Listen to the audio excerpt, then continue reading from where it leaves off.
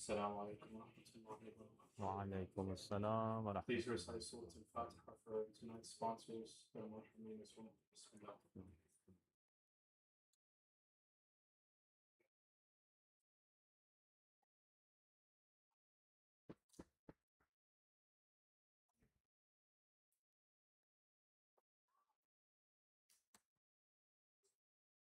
اللهم صل على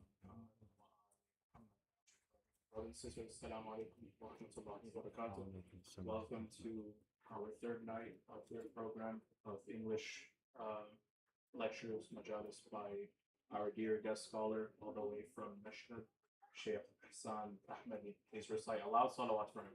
Allahumma salli ala Muhammad wa ali Muhammad. Just a quick reminder, inshallah, please remember to keep your phones on silent. That way there's no disruptions during the program. Inshallah, after the program, we will be having Momin in the main hall, the Urdu Majlis. Now I would like to invite our dear guest scholar to ascend the minbar with three loud salawat.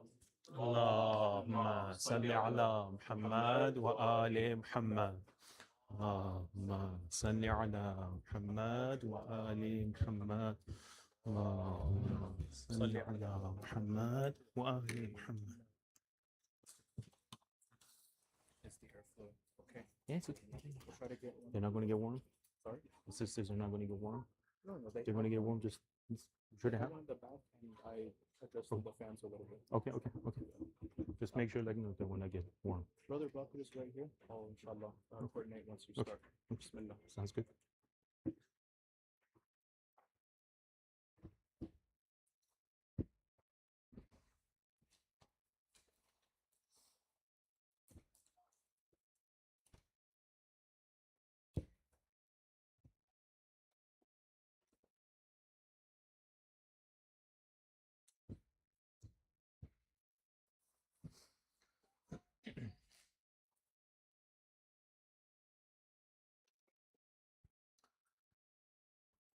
أعوذ بالله من الشيطان الرجيم بسم الله الرحمن الرحيم وصلى الله على سيدنا ونبينا وحبيب قلوبنا وشفيع ذنوبنا أبي القاسم المصطفى محمد. اللهم صل على محمد وآل محمد وعلى أهل بيته الطيبين الطاهرين ولعنة الله على أعدائهم أجمعين من الآن إلى قيام يوم الدين ولا حول ولا قوة إلا بالله العلي العظيم.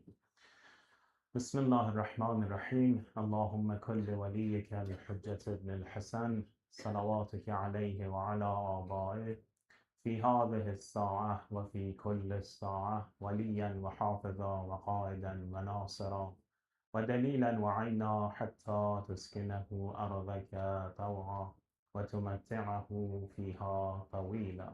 Let's recite aloud salawat. Allahumma salli ala Muhammad wa ali Muhammad. May Allah subhanahu wa ta'ala has accepted every single great deed of yours, especially every step that you have taken on the pathway of commemoration and mourning for the sake of Sayyid al-Shuhada Abu Abdullah Hussein, with the hope and pray that inshallah as the night goes by, so will be the level of our ma'rifah and inshallah our level of knowledge towards the heart of Imam al-Hussein by reciting yet again another loud salawat. Allahumma salli ala Muhammad wa ali Muhammad.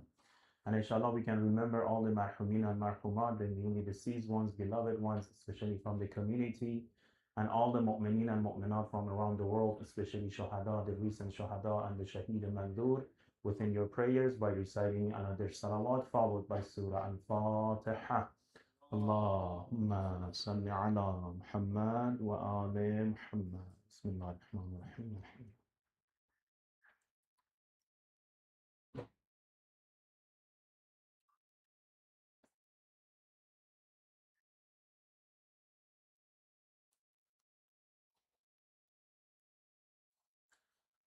So it is the third night of the program, as it was recalled and mentioned on the previous nights. Every night that passes by, the amount of pain and the suffering and the amount of pressure upon the heart of our Imam of time becomes more and more and more till the day of Ashura. So one way to help out to ease the pain on our side is to make sure we sincere our intention and we continue our sadaqat and our du'as and supplications towards our Imam. The best of our du'as would be your loudest of your salawat. اللهم صل على محمد وآل محمد. Walhamdulillah Rabbil Alameen. We're thankful to Allah subhanahu wa ta'ala for this bounty and blessing to be able to get together, mashallah, under the tent with the name of Abu Abdullah al-Hussein in the month of Muharram. For that, we're thankful to Allah subhanahu wa ta'ala. So we started having a discussion about two major concepts, which these two major concepts, in a sense, functions as the role, as a foundation of our religion. In what aspect? Number one, mercy. Number two, justice. So we talked about a definition of mercy, and we talked about how the definition of mercy varies from when we talk about Allah subhanahu wa ta'ala and how we use this concept when it comes in relation to us, the human beings. There was one major difference.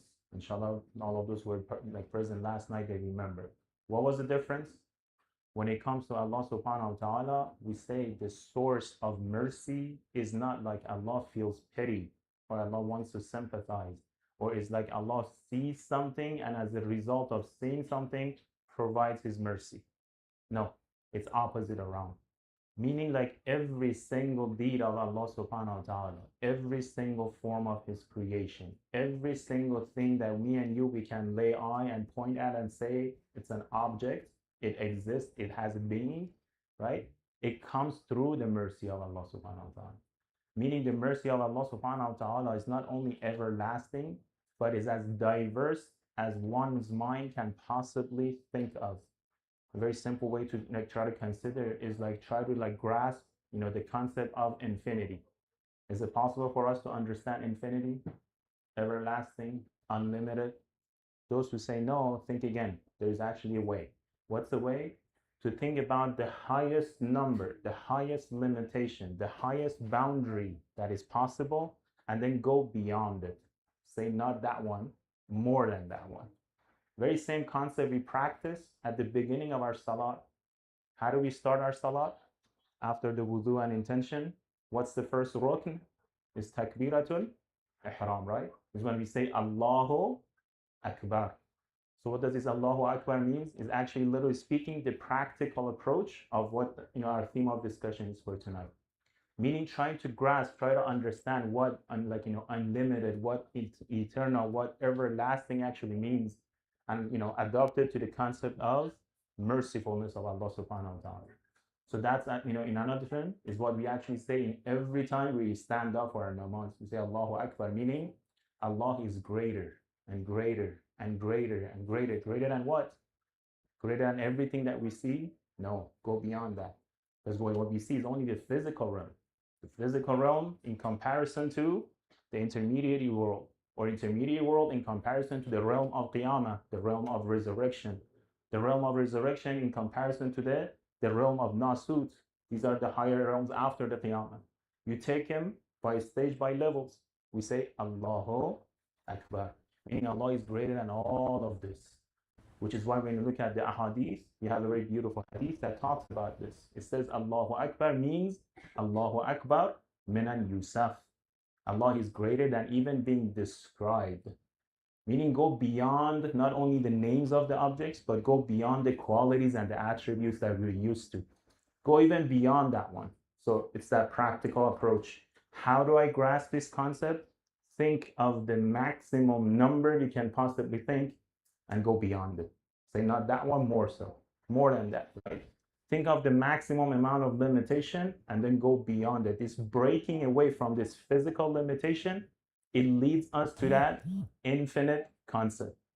So one of those infinite concepts, which are basically the attributes of the essence of Allah subhanahu wa ta'ala, is the concept that we are talking about, the mercy of Allah subhanahu wa ta'ala. Meaning the mercy of Allah subhanahu wa ta'ala comes before every little form of creation that me and you can possibly see, think, or imagine that they may exist. Mercy always comes first. Even when it comes to justice. A lot of times we may think like justice is something separate. No, actually justice is as a result of the mercy. If there is no mercy, there will not be any justice. If justice is seen, indication that the mercy exists. So that's the relation between the two. Now, how vast is the mercy of Allah subhanahu wa ta'ala? Who says as vast as you can possibly think. No, it's way beyond that. It's way beyond that. To what extent? To the extent that the number one, perhaps the one who's been like pushed away from the divine mercy, he himself finds hope in the mercy of Allah subhanahu wa ta'ala. Referring to the big fella, Shaitan, Iblis, right? So he's the number one who has been pushed out from, let's say, the divine throne, the heaven of the hereafter, after not receiving the mercy of Allah subhanahu wa ta'ala, he's been given the specific time until specific day. But the mercy of Allah subhanahu wa ta'ala is so vast, is so, mashallah, unlimited, that even Shaitan finds himself hopeful towards the mercy of Allah subhanahu wa ta'ala. When? Not in this dunya, in the day of Qiyamah. On the day of Qiyamah, when he sees even more so of how much Allah subhanahu wa ta'ala is merciful, he starts feeling good about it. It's like, oh, maybe a portion of this mercy will come towards me as well. So that's the mercy that we're trying to obtain. In what format? In the format of participating in the majalis of Sayyid al-Shuhada alayhi salatu wasalam. So what was the connection between our topic and the tragedy of Ashura? The main theme is to take these two concepts, mercy and justice, and then try to apply it to different personalities, different figures, different speeches, or different teachings of Imam al-Hussein and the Ashab and the companion. And then the practical aspect of it, how can we practice it living in today's world, living in this part of the world with all of the surroundings that we have and the circumstances that we are facing. So that's overall the gist of, inshallah, this, the theme of the lectures for these upcoming nights. So for tonight, what can we benefit from the mercy and the justice of Allah subhanahu wa ta'ala when it comes to the starting initial movement of Imam al-Hussein alayhi salatu wasalam? See, remember, mercy comes first. It's followed by justice. What's the definition of justice? To place everything in its proper position, meaning to spend everything according to what it is supposed to be spent on, to the extent that it's supposed to be spent on the pathway that it's supposed to be spent on. That becomes a form of justice. So meaning, like me and you, we have to get in a way of in a shape of practicing justice, not only in our words. Justice in our words is like to say the truth. Justice within our practices is to actually practice according to what is the truth, right? Justice towards our siblings, justice towards our parents, justice towards our teachers, justice towards our community members. Each one has the application of its own. And that's what we can easily pick from the movement of Imam al-Hussein. Why? Because his movement is in a way that it represents the maximum amount of mercy in a form of a justice. Maximum amount of mercy in a form of a justice. Why do I say this? Go back to day once before Imam actually makes his move. Someone at the position of Abu Abdullah Hussein, he's a celebrity of his time. He's the last of the five, right? Meaning so many people know him in the city of Medina, in the city of Mecca, no problem. Everybody knows his background. Everybody knows his history. Everybody knows, even some of the ashab, they report this. They keep on coming up with different ahadith in which they describe how Nabi Rasulullah used to behave and treat Abu Abdullah Hussein. So it's no brainer, right? He's a number one, you can say, figure of his time. So for him, he has so many options, right? He has the power, he has the political status, he has the fame, he has all the connections, he has the money, he's wealthy. For him, he can do so many options. He can go so many different places. Why does he go on the route of Kufa and the route of Karbala? When he's not forced to, right? He can easily break the allegiance, especially after the news of the Shahada of Hazrat Muslim is given to him, right? Because technically, once the news is given to him, fiqhi aspect, we're talking about this. He knows that the people who are inviting him, they're not going to show their support. So it becomes a matter of life and death in a sense. But he doesn't take the third route, right? As it was recommended to him. His own nephew, he comes up to him in a very respectful way. And he says, I know the people of Kufa. The letters you're receiving, all of this, request, all of this, invitation. They're not the man of their words. If you want to go towards any of the cities, go towards the city of Yemen. Why? Because you have your true followers of your father Amir al-Mu'mineen who are still living in the city of Yemen, and they will be a good supporter for you. And then it's away from, like, let's say Damascus and Sham and Yazid, that you'll be away enough to have your own, let's say, community, have your own masjid, have your own, like, let's say, school, all the stuff that we mentioned for the community. So why didn't Imam Hussein take that route? Let's say not Yemen. Why didn't he go like towards like somewhere unknown? He's the Imam, right? He has the divine knowledge. For him, it doesn't matter to go towards Kufa, towards Basra, towards Yemen, towards Iran, towards, he knows that anywhere he goes, right? The blessings of Allah subhanahu wa ta'ala follows him, right? So why he continued on the pathway? Because the whole objective is different. The objective that Imam sees and the objective that a lot of times, we the followers, we tend to follow, and we tend to actually achieve within our life. What is our objective in life? What do we go to work? What do we go to school? What do we try to finish high school? What do we try to go to college? What do we try to make it to a better college? Why do we try to get all of this resume built up? Why? To have a good life, good living life, have a good car, have a good house, have a good spouse, have a good family, inshallah, have a good community, and have a good end. Yes, one of the du'as we do, to have a blessed end. But is that all that it is to this? Is that the ultimate goal that we're supposed to have? Is that the ultimate goal that Allah subhanahu wa ta'ala has created us? Is that the ultimate goal for the mercy of Allah subhanahu wa ta'ala for me and you to come on this planet of earth, live for 60, 70, 80, 90, inshallah, 120 years, whoever wants to live 200 years, may Allah grant them that, that long of a life, and then a blessed end, and then khalas. They say, inna lillahi wa inna ilayhi raji'un, right? Is that the whole, concept? As they talk about this very, it's very thorough. They say if that's the only thing that we have in our mind, which is not bad, it's not bad to want everything in a good way, right? It's not bad to ask Allah subhanahu wa ta'ala that I want a blissful life. I want a successful life. I want a life that will be one of a kind. I want a life that others will look up to me. These are not bad du'as or supplication, as long as we constantly remind ourselves that, okay, the ultimate goal is none of these stuff. As a matter of the fact, I'm supposed to sacrifice anything that Allah subhanahu wa ta'ala has given to me in order to achieve that ultimate goal. Why? Because the ultimate goal is going to be everlasting for me. None of this stuff is going to remain. None of this stuff we can take it with ourselves. None of this stuff we can transfer, none of this stuff can be converted, right? It's a very famous story, some of the scholars, they talk about this, that one of the rich, successful people of a community goes to the local scholar, to the resident scholar. And he's he has aged already. He's down the hill. He actually sees the signs of sooner or later he will be placing his grave. So he goes to seek an advice from the resident scholar. He's always what should I be doing? I have X amount of wealth, X amount of dollars, X amount of houses, X amount of cars, all of this. But I'm getting old.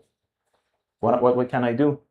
Is there any way that you can cut me a slack here and there? You can sort of look after me, because you keep on talking about the day of Qiyamah, I don't know in what stage, what form am I going to be resurrected? Any way you can sort of chip in for me on that day. So the scholar says, yes, definitely, no problem. I will definitely look out for you, and you make sure on the day of Qiyamah when Allah resurrects you, you start looking for me. He's like, okay, no problem. I know you by face. I can find you by your amama and your clothes. It's very obvious among all those people. He's like, no, wait. On that day, everybody's going to be resurrected, right? With so many shuyukh, so many ulama. How are you going to find me? He's like, oh, I don't know. Maybe we have to exchange something, like a word, a secret, or something, a sign. The scholar, takes out his hand in the pocket. He takes out a needle, gives it to him. He's like, hold on to this needle. On the day of Qiyamah, raise this needle over your head. No matter where you are, I'm going to come and find you, because I'm going to be looking for this needle.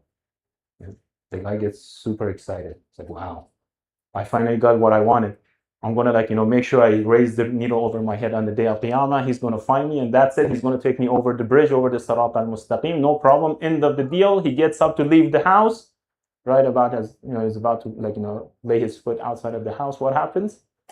It clicks. What clicks? He looks at the needle. It's like, wait a second. He gave me a needle, but how am I going to take the needle to the day of Qiyamah? How am I going to take this needle, just a needle, right? Something very small. You can put it in your pocket. You can put it in your kafan. You can put it anywhere you want, right? How can I take a needle to the day of Qiyamah? He turns around and he goes back to the scholar. It's like, you gave me the means, you gave me the tools, you gave me the needle, but you didn't tell me how I'm supposed to take the needle with me in order to raise it on the day of Qiyamah. Scholar smiles. He's like, it took you that long to understand what I'm trying to teach you? If you cannot take one needle with you, what are you going to do with everything that you have compiled for all of these years through so many ways possible? And now you have come and reached the end of the journey. What are you going to be doing? So that conversion, right? That conversion, if it doesn't take place, it will be all amount of responsibilities. So goal, objective is beyond what usually we typically aim for, right? Now, it's not bad to aim for that success, again, as long as it goes alongside of our ultimate objective. Just like, for example, how Imam al-Hussein and the companions and the Ashab and the rest of the Bani Hashim, they showed to us step by step that it's very likely possible to do so and reconcile the two worlds together. In what sense? You look at the life of Imam al-Hussein, for example, before the tragedy of Ashura.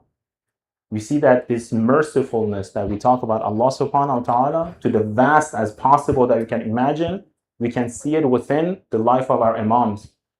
Few examples from the life of Imam al-Hussein. One of them is when a stranger walks into the city of Medina. Imagine, and a new person walks into your community. Usually a lot of people can identify the new person because nobody knows them, and usually around them there's nobody, right? When the community becomes big, one of the great blessings is we have so many mu'minin and mu'minat, but at the same time it becomes so easy to identify who's new in the community because they're not talking with anybody.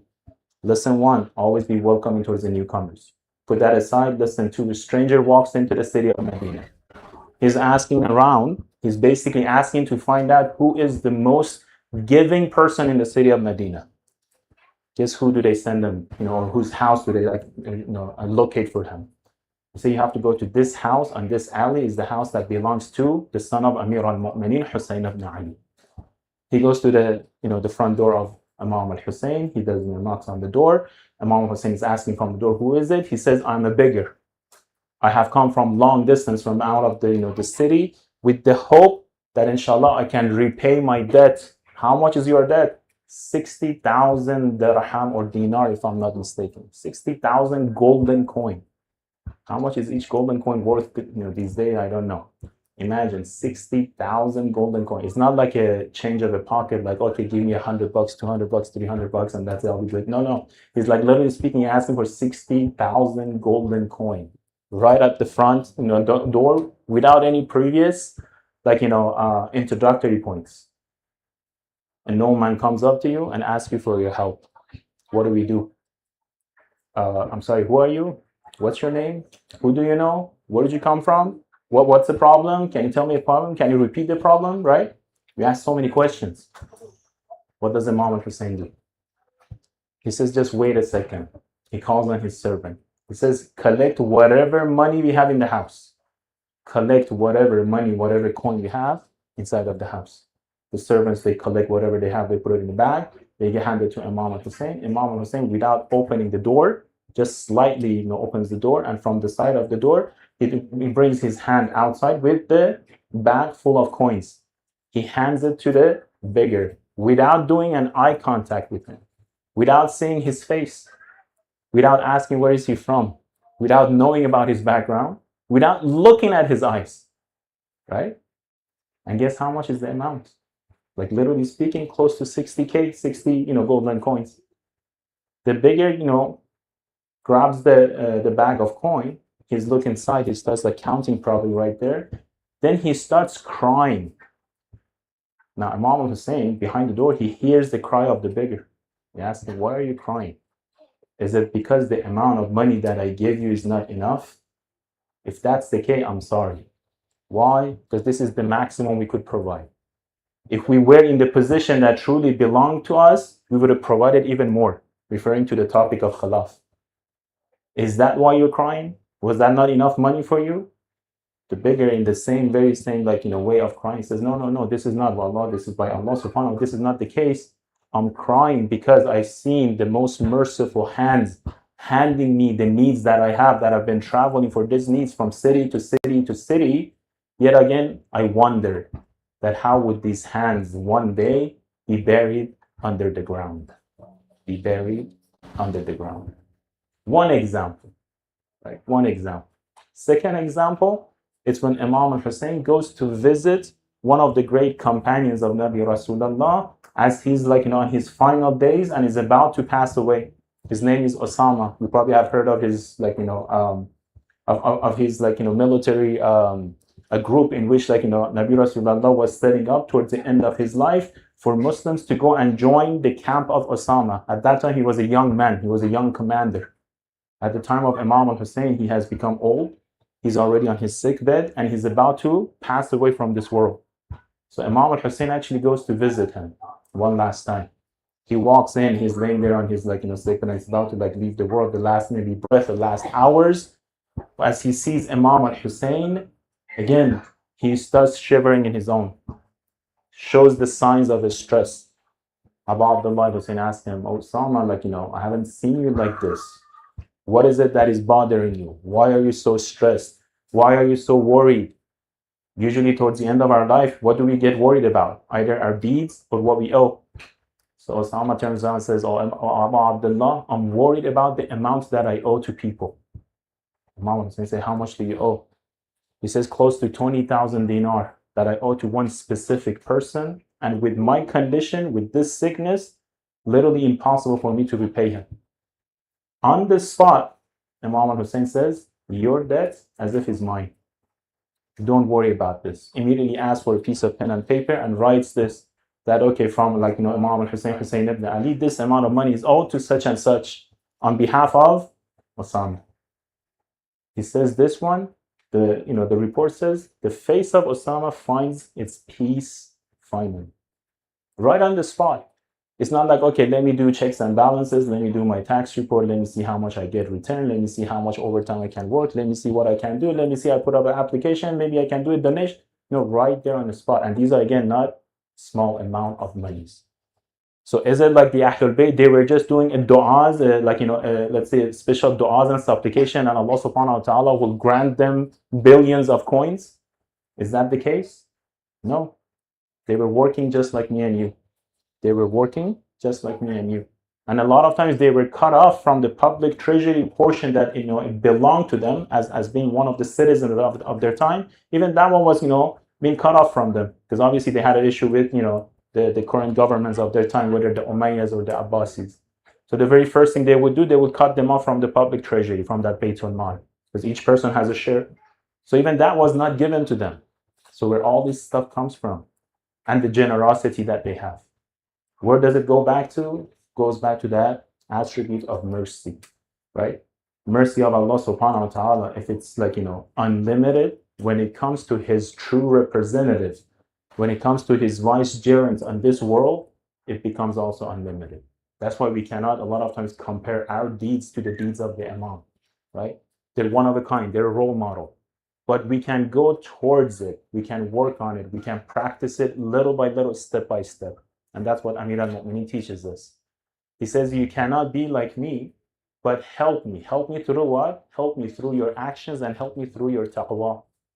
Help me by practicing more and more and add taqwa to it. What does it mean, add taqwa to our actions? Whatever deed we do, let's say we do a good job. Let's say I attended a majlis today, right? When I go home, I think about a majlis, right? The content is one thing, but perhaps the way I came to the majlis, the way I sat in the majlis, the way I left the majlis, right? And for the next day, I'll try to make improvements. In what sense? In all the little details that comes in these three actions of entering, sitting, and leaving. Oh, that's simple. I just do qurbatan in Allah. I want to get closer to Allah subhanahu wa ta'ala for the sake of Allah. I go to majlis, I sit, and then I leave. Is that it? No, you have to be smart. And that's where scholars, they talk about this. It's like, don't take it as a whole, but try to break it down to different, as small as possible pieces, right? For each piece, try to have intention. For each piece. For each breath that you take in the masjid of Imam al-Hussein, have an intention. For every second, every minute that you sit in the masjid of Imam al-Hussein, have an intention. When you come in, for example, if the AC is not the way that you're used to, right? At home, in your car, maybe you put it on, I don't know, 70, 69, right? You come here, maybe you feel a little bit of a humidity, maybe a little bit of a heat, right? They say don't just take it in, right? But do intention and then take it in, right? Say, okay, for the sake of Imam al-Hussein, on the day of, like, let's say the third night of the Muharram, right? I'm going to like tolerate this discomfort. And then take it moment by moment by moment. Why do I keep on saying moment by moment by moment? Because remember, it's a journey. It's not like a checklist that say, okay, I did this and I did that and I did, like, this action, and then therefore I expect to be in heaven. No, it's a journey. Every moment of our life as we go about is going to be representing itself to ourselves on the day of Qiyamah. But in what stage, right? In what format? Right? That's why the intention becomes very important. Knowing what I'm doing, knowing every moment that what I'm doing, which directions I have taken, and why. Right? These are the two primary questions we constantly have to answer ourselves. The very same questions that we can again learn from the companions of Imam al-Hussein, those who maintain their course with Abu Abdullah. The rest of them, that's a different topic. But those who remain with Imam al-Hussein, it's very interesting. You look at their background, it's not like all of them are, let's say, the scholars of religion, right? It's not like all of them are elite members, with the pious background, with this like religious resume that you look at, it's like, wow, mashallah, I wish I was in their position. No, a lot of them were like, ordinary random John Does, right? That, when you look at their backgrounds, like, oh, I can be easily like that. As a matter of the fact, a lot of them were completely of a different background, to the extent that some of them were actually did not only believe in the concept of imamat, rather they saw Imam al-Hussein as the one that they're supposed to get the revenge from, right? We have some of the companions that they are Uthmani madhab. What does it mean? Meaning, like, they were like they had this idea that the blood of the third Khalif was spilled out of oppression. So justice is to like revenge the blood of the third Khalif. And who did they find at fault? Amir al-Mu'mineen. And from Amir al-Mu'mineen to Imam al-Hussein. So that was the background in their mind. They were looking at Imam al-Hussein as someone that is responsible for the blood of a third Khalif. So you can imagine the background. But the very same person on one session, very quick session, not a lengthy discussion, not meeting after meeting, not day after day, on one very simple session, one very short session, changes all around and becomes one of the most loyal companion of Imam al-Hussein on the day of Ashura. His name is Zuhair, right? So the background, despite of whatever background there may be, there's always that possibility. When it comes to, again, this tragedy of Ashura and the tragedy of Muharram. Why? Remember, the mercy of Allah subhanahu wa ta'ala represents itself in the format of Imam al-Hussein and his movement of Ashura.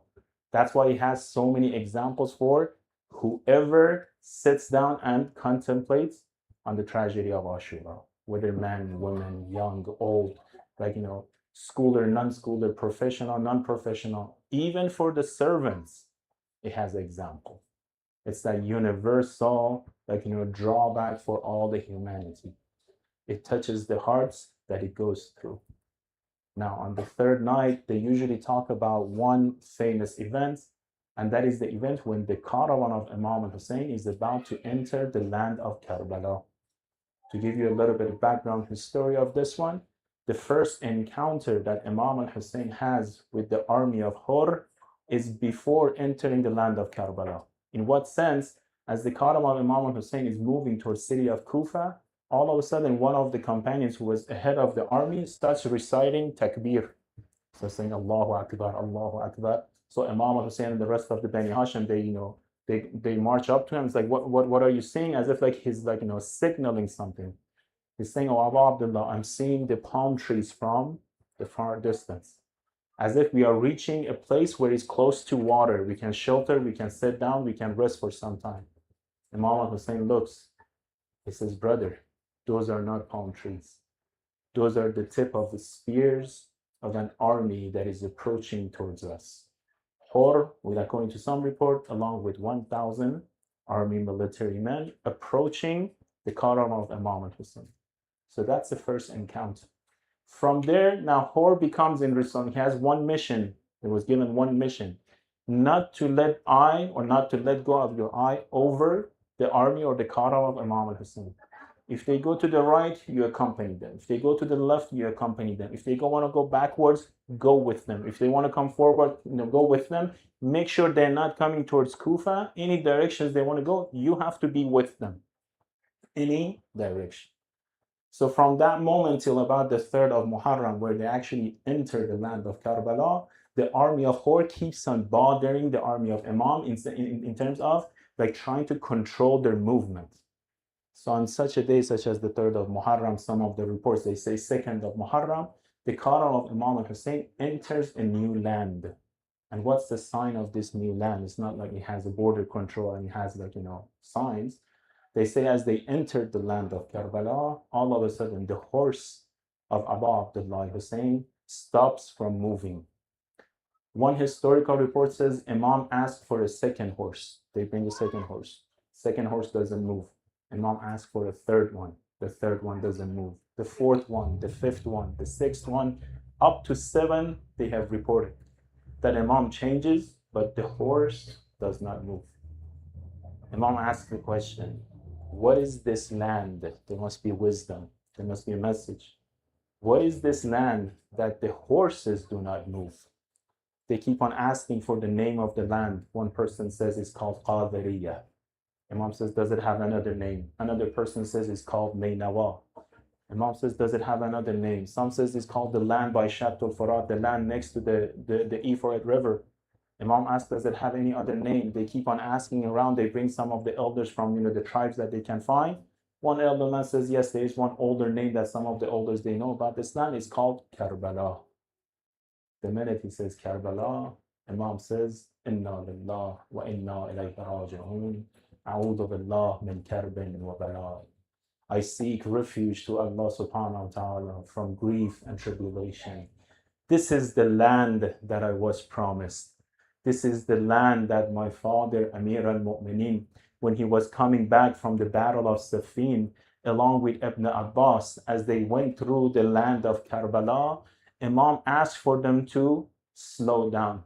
He comes down from the horse, and Ibn Abbas narrates this hadith. He said, Amir al-Mu'minin got down from his horse. He took a handful of the soil of the land, and he started smelling the scent of the soil of this land. And we were all like around Amir al-Mu'minin looking at what he's doing. As he was smelling the scent of the soil of Karbala, then Amir al-Mu'minin started to cry and looking at us told me, oh Ibn Abbas, do you know where are we? Do you know the name of this land? Ibn Abbas says, I have no idea what's the name of this land, and why am I seeing you, oh Amir al-Mu'minin, crying? Amir al-Mu'minin says, the name of this land is Karbala. This is the land where my son, Hussein ibn Ali, will be brought in, and he will be massacred, and he will be killed. By Wallah, this is the land in which from this land people will be resurrected on the day of Qiyamah, in which without any accountability, without any question, without any hisab, they will go directly to heaven and Al-Jannah. This is the land in which my son will become shaheed. And these are the places where they will place their luggages. These are the places where their kids will be killed. These are the places that they will come down from the horses.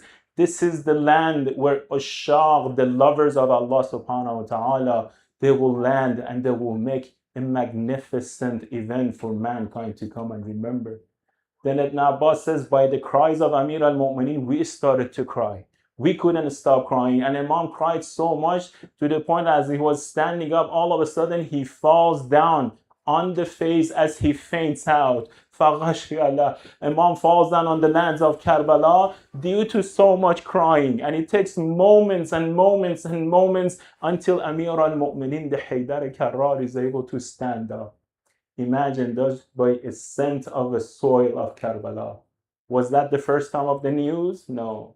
When Imam al-Hussein finally realizes, or he's told what's the name of the land is, he recalls a memory from Salama. He said, my mother, Salama, the wife of Nabi Rasulullah, she told me about this when one day Nabi Rasulullah had come to my house, and you, O Hussein, you were in the house with me.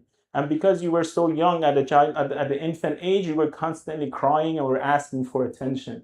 So I was trying to give you the attention. I was trying to calm you down. When Nabi Rasulullah walked in, when he saw you crying, immediately he sat down and says, Salama, let him go. Let me have him.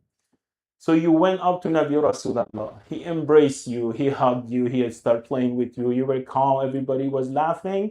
Jibreel comes to Nabi Rasulullah. He comes to Nabi Rasulullah. He says, oh Nabi Rasulullah, do you like Hussein? Do you love Hussein? Nabi Rasulullah says, of course I love him. Then Jibreel says, do you want to know what is going to happen to him? Nabi Rasulullah says, inform me.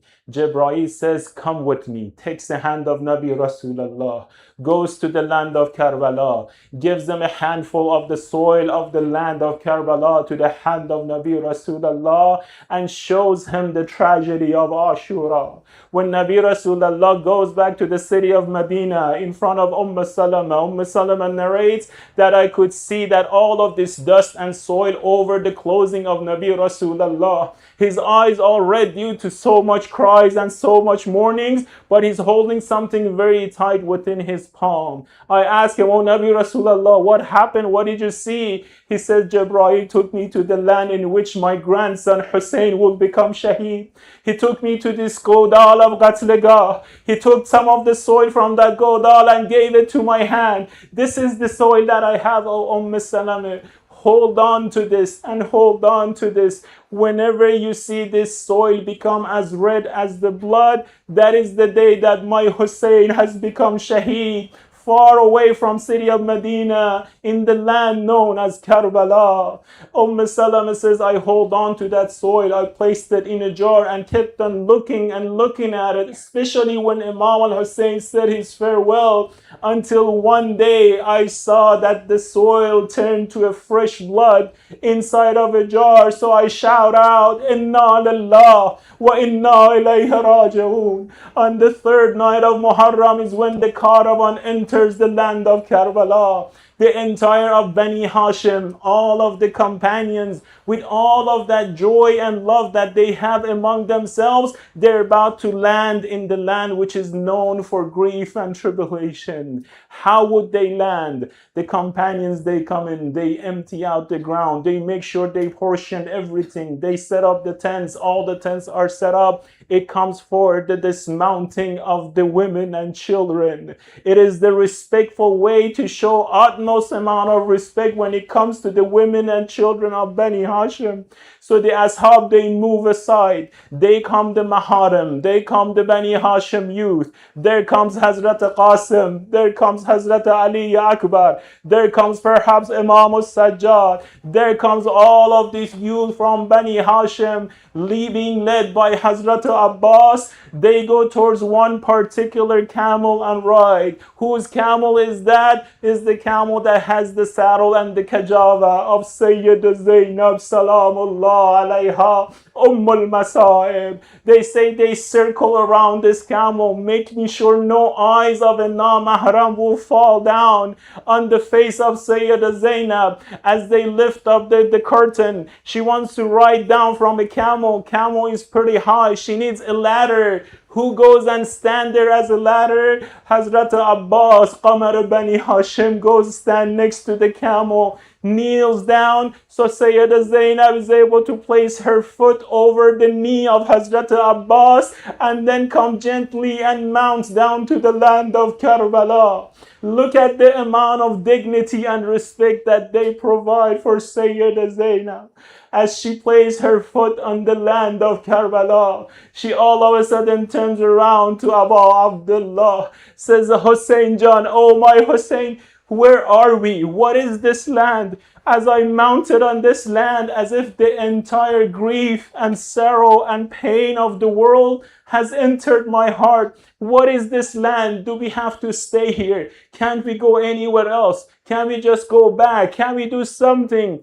Imam al-Hussein cannot answer the question at the moment because he knows within 8 days, within 9 days from today, on the morning of 11th of Muharram, there comes a time when they're about to move out the caravan of the prisoners and the caravan of Usara out of the land of Karbala. But in what stage? When there is not a single grown-up man who can help all of these women and children to climb up and mount their rides and camels. So here comes Sayyida Zainab to the rescue, one by one. All of these little kids, all of these women, she helps them out. They get on their rides. But the last one remaining is the daughter of Amir al-Mu'minin. She looks at her right, the right is high. She looks to her right, there is nobody left. She looks to the left, nobody's left. She looks towards the Godal of Qatlegah. She senses someone is coming after her. She turns around. She sees that Mal'oon Shimr ibn Zaljoshan is approaching her. She looks at him, says, "Stay away from me, oh Mal'oon." She turns around, looks at Godal of Qatlegah, looking for a particular body. But what a body! She shouts out, "Allah Husayna, oh Abu Abdullah, where are you that I need help to ride on my camel?" One more report says perhaps she looks towards the Euphrates River. There is one more body laying there, and she shouts out, "Wa Abbasa, oh Abbas Jan, oh my dear Abbas, where are you, my brother, when I need you the most? That I have to get on this ride and I have no helper." Inna lillah wa inna ilayhi raji'un. وسيعلم الذين ظلموا أي منقلب ينقلبون. السلام عليك يا أبا عبد الله وعلى الأرواح التي حلت بفنائك. عليك مني سلام الله أبدا ما بقيت وبقي الليل والنهار ولا جعله الله آخر العهد مني لزيارتكم. السلام على الحسين وعلى علي بن الحسين وعلى أولاد الحسين وعلى أصحاب الحسين. Oh Allah, will ask you on the right of Imam al-Hussein, on the right of the Ahlul Bayt, on the right of Quran. Oh Allah, hasten the appearance of our Imam of time and grant every single one of us the bounty to be part of his companions. Oh Allah, will ask you for forgiveness upon all of us, upon all of our marhumin, marhumat, newly deceased ones. Oh Allah, will ask you to provide shifa, complete shifa, speedy shifa for all the mu'mineen and mu'minat who have encountered sicknesses or diseases, or those who have hawaij and requests and facing problems in their life. Especially, oh Allah, will ask you to extend your support and mercy upon all the mu'mineen and mu'minat around the world, Muslimin and Muslimat, who are facing oppression without having a vocal voice. Oh Allah, will ask you to accept this majalis on behalf of your mercy, and to extend the rewards and sawab of this majalis to the souls of Maraja, Izam, Ulama, Shuhada, Mahminin, and Mahmumat. Oh Allah, will ask you to grant every single one of us the bounty of the ziyarat of Imam al-Hussein within our life, and inshallah the benefits of the intercession and shafa'ah in the next. رحم الله من قرأ الفاتحة مع الصلاة. اللهم صل على محمد وآل محمد.